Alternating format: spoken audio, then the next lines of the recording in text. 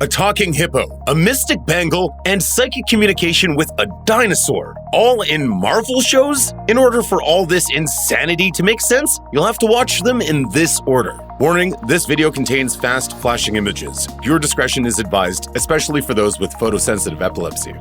Agent Carter, which aired 2 seasons on ABC from 2015 to 2016, is our starting point, as it's the best overall introduction to the Marvel world. It's also the earliest program in Marvel's in-story chronology. The events of Agent Carter occur following 2011's Captain America: The First Avenger, with Hayley Atwell reprising her role as Peggy Carter. Rather than revolve solely around the eponymous protagonist, Agent Carter delves deeper into the backstory of characters like Edwin Jarvis, Howard Stark, Daniel Souza, and Dottie Underwood, who all have wider connections to the MCU. Unfortunately, ABC canceled Agent Carter before it could fully depict the origins of S.H.I.E.L.D., as it was originally billed to do. The second season ends in 1946, while Peggy doesn't become the director of S.H.I.E.L.D. until 1949. However, while the series doesn't quite fulfill its initial directive, it's still a solid, entertaining show that helps establish a stronger backstory for Peggy, so it shouldn't be missed. Strategic Homeland Intervention, Enforcement, and Logistics Division. And what does that mean to you? It means someone really wanted our initials to spell out S.H.I.E.L.D. In 2013, Marvel Television launched Agents of S.H.I.E.L.D. on ABC. The series introduces viewers to a group of S.H.I.E.L.D. agents led by the recently revived Phil Coulson, played by Clark Gregg, who is seemingly killed by Loki, played by Tom Hiddleston, in 2012's The Avengers. S.H.I.E.L.D. begins after the events of The Avengers and 2013's Iron Man 3. Although it more or less evolves into a standalone show, Seasons 1 and 2 of S.H.I.E.L.D. closely follow events from the MCU film timeline. For example, in Season 1, Episode 8 follows up on the aftermath of 2013's Thor: The Dark World, and the Season 1 finale mirrors the events that take place in 2014's Captain America: The Winter Soldier. The series also includes brief appearances from Nick Fury, played by Samuel L. Jackson, and Maria Hill, played by Kobe Smulders. When S.H.I.E.L.D. is destroyed, Fury puts Coulson in charge of rebuilding the agency his own way from the ground up. This rebuilding proves both figurative and literal in the respect that it marks a point for Agents of S.H.I.E.L.D. to go in a new direction, away from rigidly following the MCU timeline. Netflix's Marvel era started in 2015 with Daredevil and Jessica Jones. Daredevil, which stars Charlie Cox as Daredevil, aka Matt Murdock, arrived on the streamer first. As a blind lawyer by day and a vigilante by night, Murdock does everything he can to protect the residents of the section of New York City known as Hell's Kitchen. Daredevil makes sense to watch after the first 2 seasons of S.H.I.E.L.D. for a couple of reasons. First, the first episode of Daredevil explains that something like a couple of years has passed since the Battle of New York from the Avengers, which means Daredevil begins around the time Season 2 of S.H.I.E.L.D. ends. Second, Episode 2 references Carl Crusher Creel, aka Absorbing Man, a villain who shows up in Season 2 of S.H.I.E.L.D. Daredevil is also the perfect foundation for introducing the rest of New York's street-level vigilantes, making it the obvious segue into Jessica Jones. Kristen Ritter plays the reluctant do-gooder who's sworn off superhero life, opting to put her powers to use as a private investigator. The first season follows Jessica Jones as she deals with a demon from her past. For an intuitive watching sequence, Daredevil Season 2 is the thematic choice after Jessica Jones Season 1, and Luke Cage comes after. Season 1 of Jessica Jones introduces Luke Cage, played by Mike Colter, so you'll already be familiar with Netflix's third vigilante hero if you follow our watch order. The first season of Luke Cage overlaps with Daredevil Season 2 a little bit, so we recommend watching them one after the other. By the end of the first season of Luke Cage, the events of Daredevil Season 2 have taken place. The more I hit him, the more he dished out. So I stopped feeding him hate. Danny Rand, played by Finn Jones, rounds out Netflix's roster of righteous vigilantes. Rand, aka Iron Fist, gets his mystical powers by defeating the dragon Shou Lao, rather than from accidental or external forces, as is more typically the case for New York's street-level heroes. Debuting on Netflix in 2017, the series follows Danny Rand as he returns to New York with his powers. When the pressure of being the last living member of the wealthy Rand family combines with the duties of the Iron Fist, it turns out to be a lot to handle. After watching the first season of Iron Fist, you'll be primed for The Defenders, a limited series that brings together the title characters from 4 of Netflix's Marvel shows. It takes place several weeks after the events of Season 1 of Iron Fist, but picks up story threads from all 4 associated programs. Showrunner Marco Ramirez explained in a Den of Geek article, "I feel like we're carrying over everybody's stories into the next chapter, so this should also feel like Luke Cage Season 1.5 and Jessica Jones Season 1.5 to a certain degree." So it's not like everyone is guest starring in one other person's show, but rather like all four of them coming together.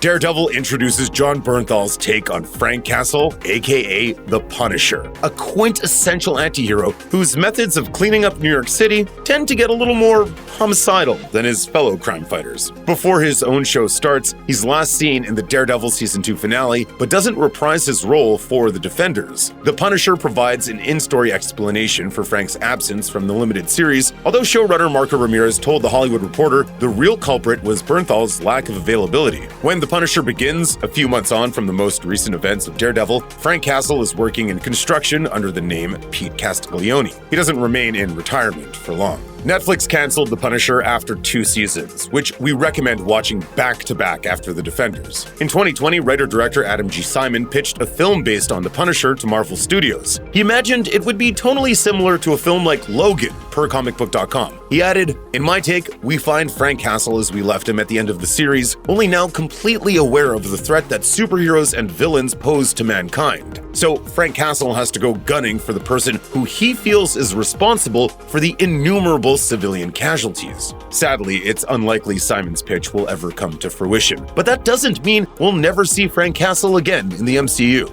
Since Jessica Jones, Luke Cage, and Danny Rand are fresh from their foray together as the Defenders, it makes sense to continue their stories before moving back to S.H.I.E.L.D. Out of these 3 second seasons, it makes the most sense to start with Jessica Jones chronologically. There's a lot going on in Jessica Jones Season 2. The reluctant hero struggles to move past her recent encounters with Kilgrave, played by David Tennant. In addition, the sophomore batch of Jessica Jones episodes brings a lot more of her history to the screen, including the story behind how exactly she got her powers. Season 2 of Luke Cage, in which the man with unbreakable skin has become a sort of superhero mascot of Harlem and must contend with the baggage and responsibilities of celebrity, is the natural progression from Season 2 of Jessica Jones. Danny Rand appears in Season 2 of Luke Cage before the 2nd season of Iron Fist, and it's more than a mere cameo. After the crossover, there are 3 episodes of Luke Cage left to watch before you can dive into Season 2 of Iron Fist.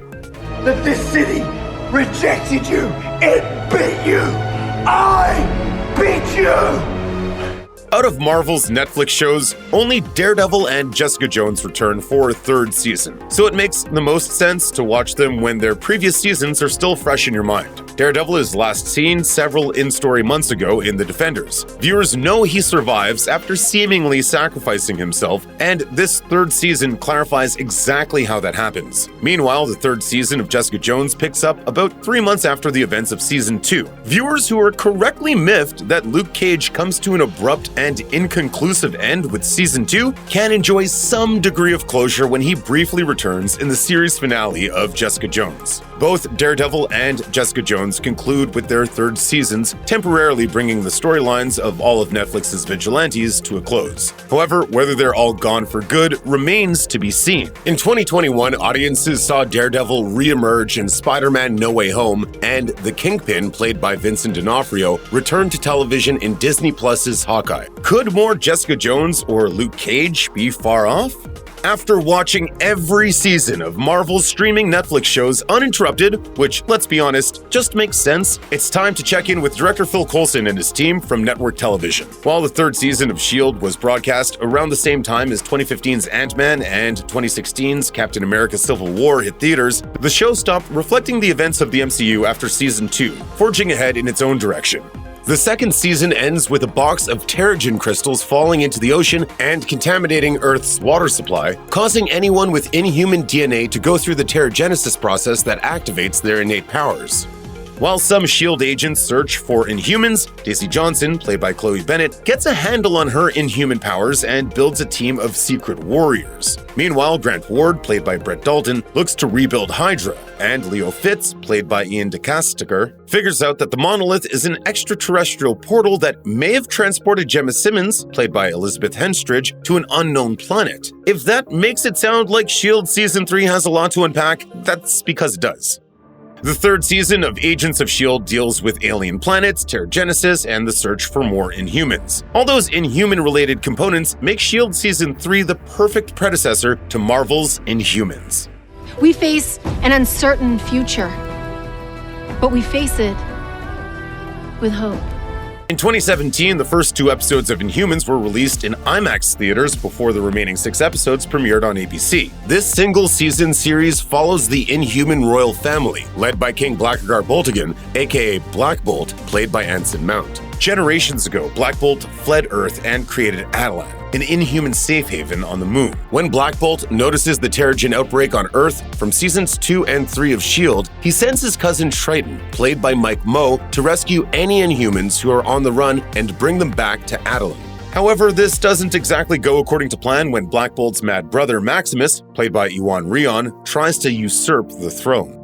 Inhumans might not technically be an Agents of S.H.I.E.L.D. spin-off, but Agents of S.H.I.E.L.D. Slingshot clearly is. The 6-part web series focuses on S.H.I.E.L.D. newcomer Elena Yo-Yo Rodriguez, played by Natalia Cordova-Buckley. Yo-Yo is being forced to sign the Sokovia Accords, but this interferes with a personal mission she must complete. Slingshot was technically released midway through the 4th season of S.H.I.E.L.D., but the events in it take place before the beginning of the season. The main cast members of S.H.I.E.L.D. are also present in Slingshot. Cordova-Buckley explained to IGN that the web series is meant to help viewers understand the reasoning for many of the decisions that characters make in Season 4. Slingshot also realigns S.H.I.E.L.D. with the MCU timeline, placing it sometime after the Sokovia Accords are introduced in 2016's Captain America Civil War. The relationship between S.H.I.E.L.D. and the MCU timeline becomes even clearer with the introduction of Robbie Reyes, played by Gabriel Luna.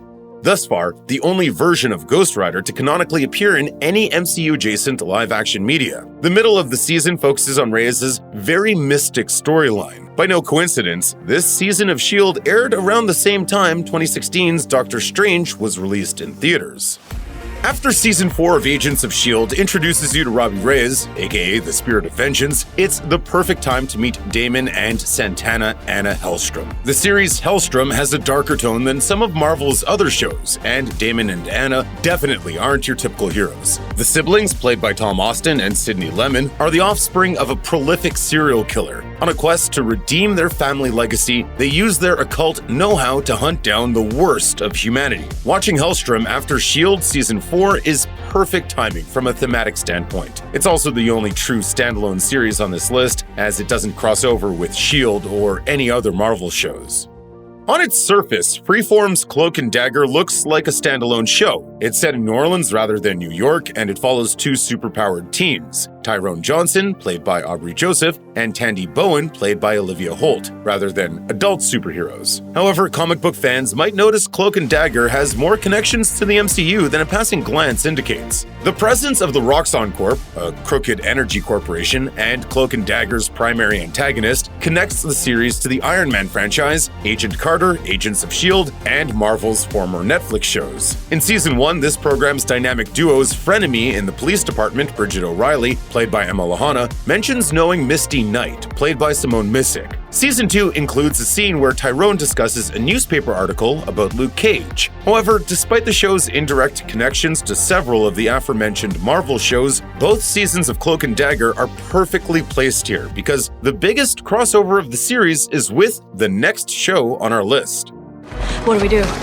We run. Despite Season 2's decline in ratings, Cloak and Dagger proved that an audience for teen superheroes definitely exists, which can also be said of Marvel's Runaways. The show follows 6 Los Angeles teens who unite against their criminal parents, discovering their superpowers in the process. As it happens, one of their powers entails psychic communication with a dinosaur. Runaways premiered on Hulu in 2017 and is set around the same general time as Cloak and Dagger. Tandy and Tyrone even appear in 2 episodes of Runaways Season 3. Along with its Cloak and Dagger crossover, Season 3 of Runaways might also connect the show to the wider MCU by introducing Morgan Le Fay, played by Elizabeth Hurley. The sinister sorceress attempts to wield the power of the Darkhold, a tome of dark magic last seen at the end of Season 4 of Agents of S.H.I.E.L.D. when Ghost Rider takes it to hell. Maybe we shouldn't assume Morgan Le Fay's Darkhold and Ghost Rider's Darkhold are the same grimoire, but we can't assume they aren't either.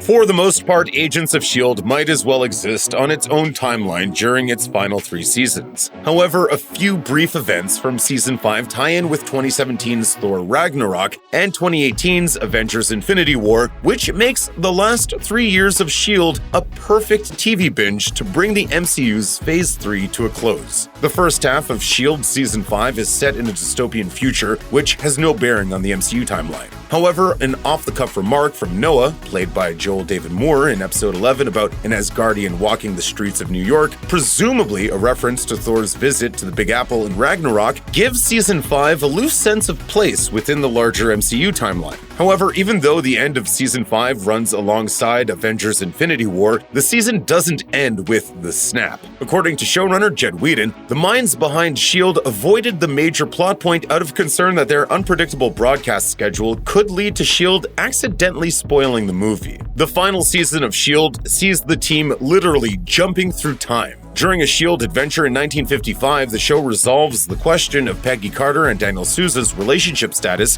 which seems a little redundant considering 2019's Avengers Endgame makes it pretty clear she ends up with Steve Rogers, played by Chris Evans. It wasn't so hard to fit in after all. And all we had to do was be ourselves. Well, with a few modifications. By the time the events of the MCU's designated Phase 4 begins, Marvel Television has been absorbed by Marvel Studios in the real world. As a consequence, Marvel TV shows greenlit after this point tend to sync up with the films more overtly than we'd gotten used to. The 2021 limited series WandaVision is the first show in an extensive line of Marvel series for the Disney Plus streaming platform. Elizabeth Olsen and Paul Bettany reprise their roles as Wanda Maximoff and the Vision, and the story spins off directly from Avengers Endgame. WandaVision has particularly transformative implications for Wanda. The tale ends with her officially claiming the title of the Scarlet Witch after years of everyone acting like her superhero codename was Wanda. WandaVision also sets up the Scarlet Witch's character arc for 2022's Doctor Strange in the Multiverse of Madness. While the series does a lot to move Marvel TV forward, WandaVision also links back to past Marvel projects. Wanda gains possession of a book called The Darkhold,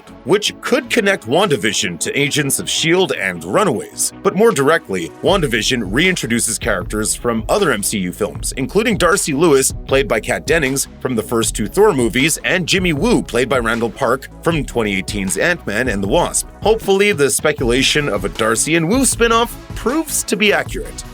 After the events of Avengers Endgame, Sam Wilson, played by Anthony Mackie, and Bucky Barnes, played by Sebastian Stan, reunite in The Falcon and the Winter Soldier. In this single-season series, Sam and Bucky are both dealing with their grief over Steve Rogers' departure from their lives in their own ways. The story kicks off when Sam rejects Captain America's shield, while Bucky faces up to the acts of horrific violence he committed during his time as the Winter Soldier. Falcon and the Winter Soldier dives into the backstory of both central characters while following its central plotline: multiple groups attempting to foil an anarchist organization known as the Flag Smashers. The Falcon and the Winter Soldier serves as a stepping stone for these characters to reach their next steps in the MCU. Eventually, Falcon and the Winter Soldier concludes with Sam taking on the mantle of Captain America and, of course, receiving his new costume.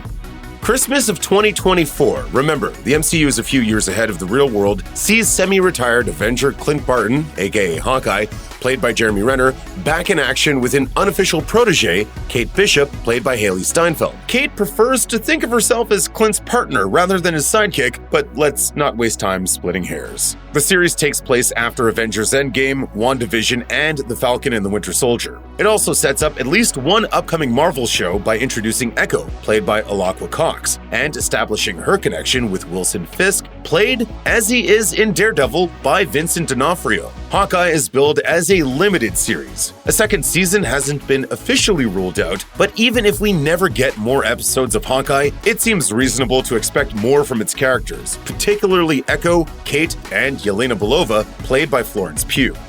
Kate Bishop. Hi.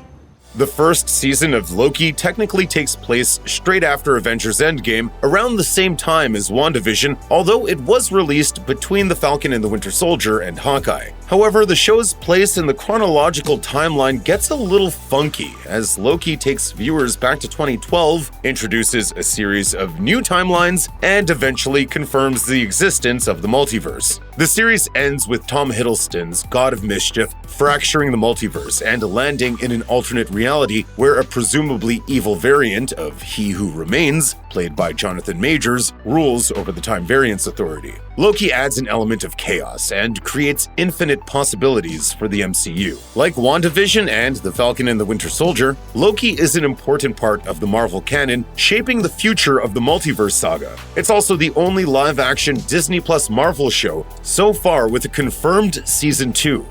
What If fits nicely alongside Loki, as its premiere ties into the cliffhanger of Loki Season 1. The series sees characters like Captain Carter and the Star-Lord version of T'Challa make their MCU debut. What If also welcomes Marvel film actors like Benedict Cumberbatch and Chris Hemsworth, who made their debut on the television side of things by voicing versions of their big-screen characters. Tragically, What If includes one of the final performances from Black Panther star Chadwick Boseman. After Captain Carter crossed over into Doctor Strange in the Multiverse of Madness, the possibility for more What If characters to cross over into live action is very much a reality.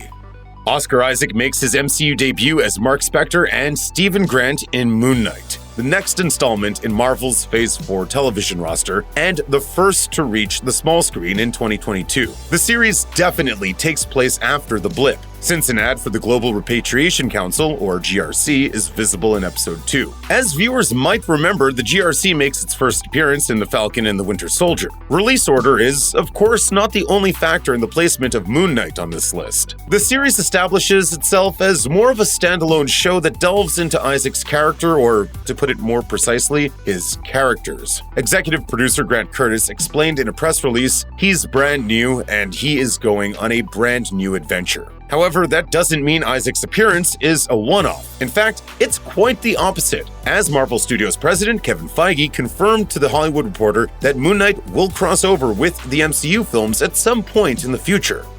Good. It's not a thing you are, Kamala. It is a thing you do. Next up on this list is Ms. Marvel, the teen superhero series starring Iman Vellani as Kamala Khan. Like Oscar Isaac's characters, Vellani introduces the well-known comic book hero Ms. Marvel to the screen. However, her character is not an exact translation of the comics. While Vellani's character might not be exactly the same on screen, she has been hailed for bringing wider diversity to the superhero world. Ms. Marvel follows Kamala as she uncovers and comes into her superhero powers, and it's not long before she discovers all the secrets and dangers that come along with her mystic bangle. Marvel viewers who love Hawkeye will adore this series, as both begin similarly with Kate and Kamala fawning over their favorite Avengers. However, unlike Kate, who faces the tracksuit mafia with Clint as her partner, Kamala tries to figure out her otherworldly powers on her own, or at least with the help of Bruno, played by Matt Lintz, and Kamran, played by Rish Shah. She doesn't even get to meet her hero, though they do seemingly swap places in the finale's post-credits scene, which sets up an exciting Phase 4 team. Ms. Marvel will next appear alongside Brie Larson's Captain Marvel and Teyonah Parris's Monica Rambeau in the 2023 film The Marvels.